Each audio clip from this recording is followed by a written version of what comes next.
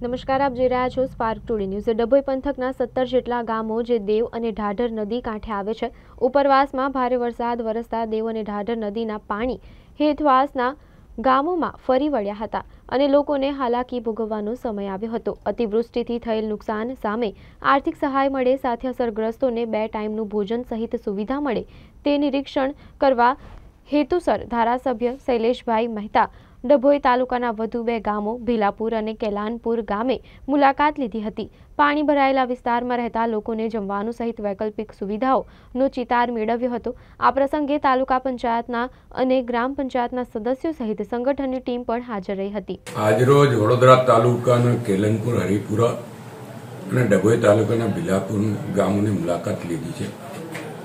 અતિવૃષ્ટિને કારણે અહીંયા આગળ વરસાદના પાણી ગામમાં ઘૂસી ગયા હતા। અહીંયા નવી નગરી ને બધા વિસ્તારોમાં પાણીની તકલીફ ઊભી થઈ હતી। વર્ષો પછી આ ગામોમાં પાણીની આ પરિસ્થિતિ આવી હતી, એટલે અહીંયા મુલાકાતો લીધી છે। તલાટી અને સરપંચ ભેગા થઈને સર્વે પણ કરાવી રહ્યા છે અને જે કંઈ નુકસાની હશે એ સરકારમાં રજૂઆત કરીને શક્ય એટલી વધુ મદદ આ લોકોને મળી રહે એ માટેનો પ્રયત્ન કરવામાં આવશે।